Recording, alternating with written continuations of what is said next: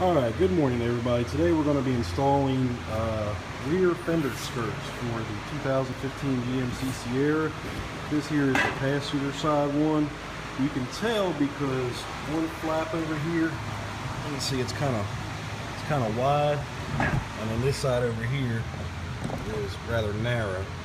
So the narrow is going to go toward the back. So that's the passenger side, and this is the driver's side I've got sitting up here. Comes with pretty simple instructions. A little bit of hardware in here. You see these Torx bolts, these are T20s. These just snap right into the existing holes of the body right here. So I'm going to be using just a T20 Torx bit with a driver set. And it says we're supposed to remove the rear wheels to do this. I'm going to try to do this without. There again, I've got 20-inch wheels, so I'm going to try to do this without taking off the tires, mainly because I just don't feel like it and I'm kind of lazy. But yeah, had to wash the truck a little bit because it's been bad weather here, and don't want to put these things on dirty, because if you want to put them on dirty, all the stuff that's underneath your fender skirts are going to stay there. So yeah, go ahead and clean them out real good beforehand. You see I kind of washed mine out. Alright, I'm going to go ahead and get started, and I'll come back when we're ready to do the install. Okay, here we are back on the driver's side. I haven't quite done the install yet. As you can see, I've started installing the metal clips. There's one here, one there. You got a couple, or actually there's three overhead. You really can't see because of the lighting. Then you come back to the rear, and there's one there. Where's the other one at? There's one, and there's one more down at the bottom. Now, if your truck has the factory splash guard installed here, which is now here, you're going to have to remove it because the skirt's going to have to actually use one of those holes.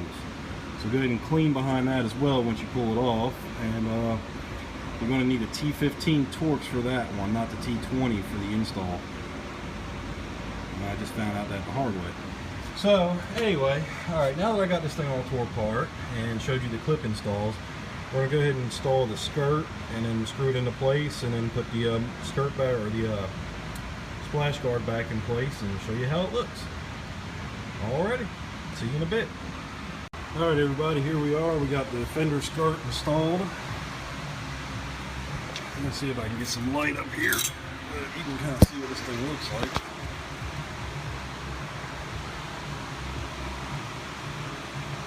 There it is.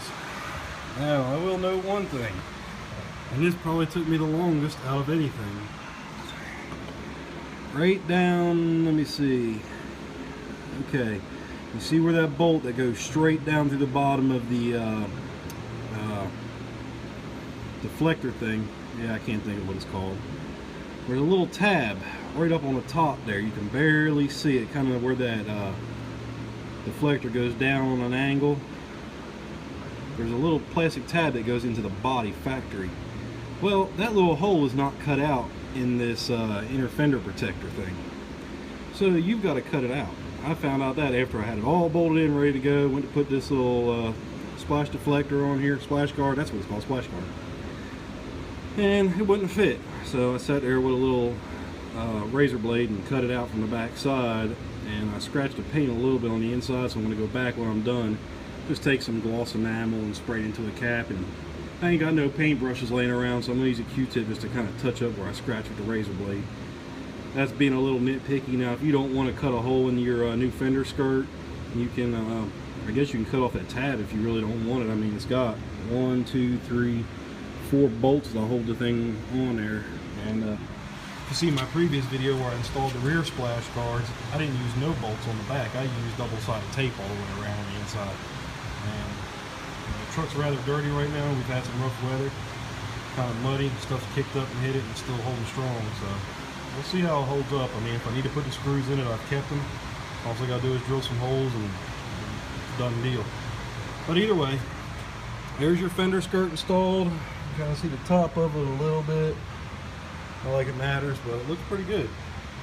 All right, well, now that y'all seen how to do it, and told you basically what you need. Oh, a couple things here. I'll show you a couple more tools that I grabbed. I got my, of course, my nut driver adapter for the T15, T20 Torx. 1/4-inch drive ratchet with an adapter so I can use my sockets, or my little Torx bits on there. the razor blade and the flat blade screwdriver.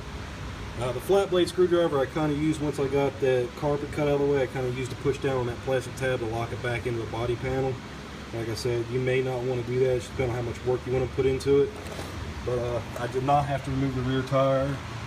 That's why I used a ratchet on some of the smaller areas and used the hand drive tool on the others. But yeah, it wasn't bad at all. Kind of like it. It helps protect the inside of the body too. Alright, hope you all enjoy. Take care now.